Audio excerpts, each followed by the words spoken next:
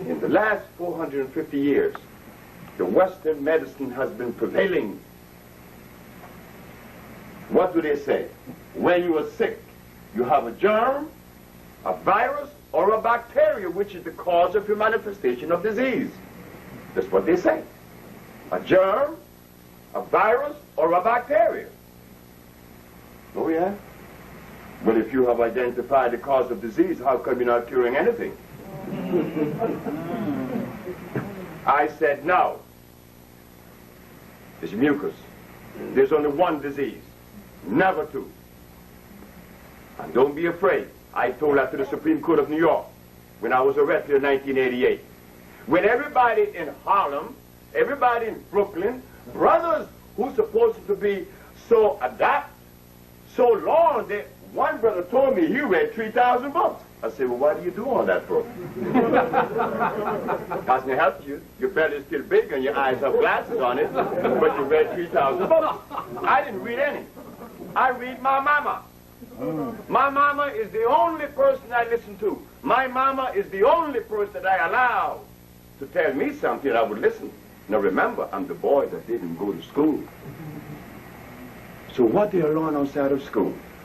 I learned that which is natural, that which is complementary, that did not come out of a book.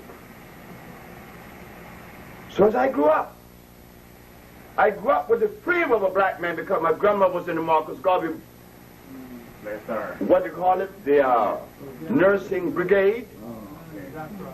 That's right, the Black Cross. My grandma was in it.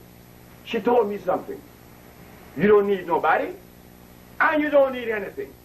And if the day comes that you have no money to buy clothes, you walk naked as God made you with the same pride and dignity. I said, well, now then, I could even go bare feet. Grandma said, yes. And there was a time in which I was 13 years of age that my grandma didn't have any money to buy me any Christmas shoes. You know what Rosita Brown said? That was the neighbor. I still remember them, Rosita Brown, and there was Ruth. When I came outside on Christmas Day, I done all my feet with coconut oil, and I'm going in the streets. And they said, ha, ha, ha, Fred don't have any Christmas shoes.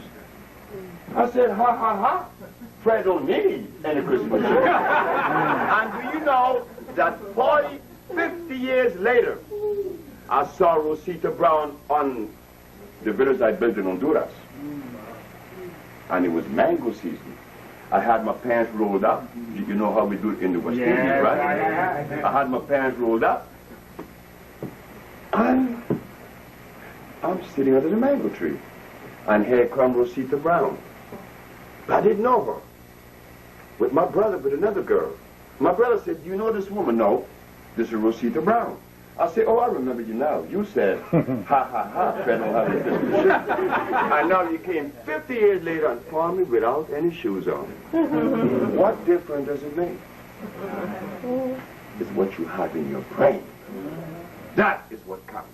What comes from you, not from somebody's book. And you're going to regurgitate that to me, then I'm looking at a parrot.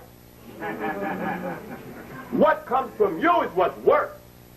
Not what come out of a book that somebody read to you and you read. You have to be careful. He was quoting Pushkin about occurrences. Tonight is an occurrence that is taking place that was supposed to occur, even though I didn't want to come to New York. But here we are, right? This is the reality. I was a young man working at the age of 13 for my grandmother. I worked in a dairy farm until I was 14. I went to work in a commissary at 14. I worked until I was 20. I had to leave because I had that fever to leave. I left, went to New Orleans, became a merchant seaman at 20, 1953. I joined Islam, the Muslim religion. I met Malcolm, I met Elijah, I met many people, very intelligent people. I met some very intelligent Christians too. You see, we have a tendency to pit one against the other. Either because you're Muslim, you're good, or you're Christian, you're bad, or vice versa. But I'm looking at black people. Some Muslims, some Christians. Well, how do we get to be that? I don't know. Because when we were home in Africa, we weren't none of that, isn't it? Okay. So I traveled the world. I became a steam engineer. I am a steam engineer. How did I get that without going to school and reading books? Well, you have to ask yourself the question. I was in a job training. I passed all the tests. After I went to Los Angeles in 1963, I decided to work for the county. As an engineer, you have to maintain the pH in the water at 7 or less, 6.9, which is slightly on the acid side. 7 is my nose, that's neutral. Anything above my nose this way, right, is 8, 9, 10, 14. Anything below is 6, 5, 4, 3, 2, 1. Anything on below 7 is acid. And anything you put in your mouth that is acid will eat you up. And anything you put in your mouth that is acid, God did not make. Like, for instance, wheat, rice, beans, cows, hogs, chicken. All that stuff is garbage. How I know that? Because at 30, I was impotent. My first wife left me because of impotence. Why was I impotent at 30, such a young age?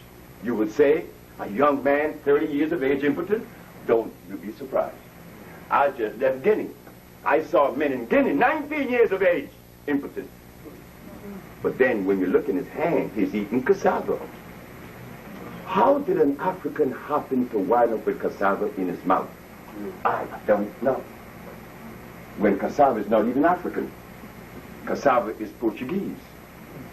Like the Dutch made the carrot, the Portuguese made the cassava, the British made the beans. And now we are a slave to all of this. And by the time you get to my age, 70, you're wearing glasses. Your sex is bad. Your back is bad. Your sex is bad. Has to be sometimes sex is gone for 10 years. I've had brothers to come to me that the sex has been left 10 years ago.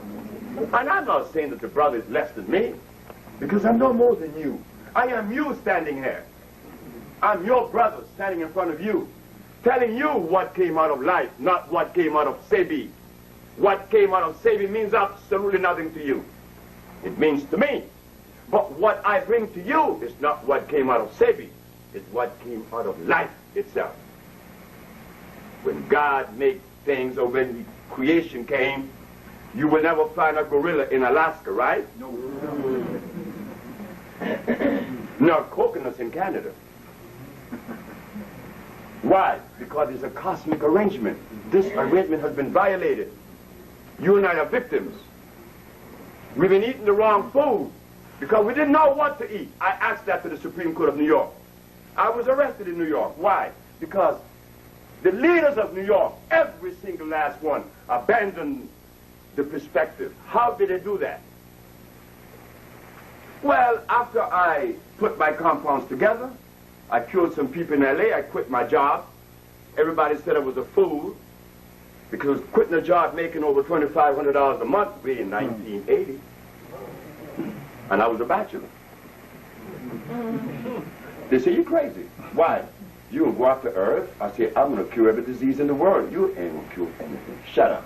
They said, okay. I quit my job and I'm curing the diseases. Now what? I came to you. After I had cured 5 AIDS patients, 10 diabetics, about 15 sickle cell, about 4 blind, I decided to go brave on this stuff. I put it in the Amsterdam News, the Village Voice, and the New York Post. AIDS has been cured. When the Attorney General saw that, he sent to tell me to remove the ad. Oh. I sent back and asked the man, why should I remove the ad? He got very angry and sent me to the Consumers Affairs to see another white man named Mr. Fitzgerald. He said, well, are you the author of this ad that claims that AIDS has been cured? I said, yes. I want you to remove it. He said, why should I always hear people telling me to do things and yet not giving me a reason? So I said, sir, why should I remove the ad? He said, because I said so. I said, oh boy, we have a little problem.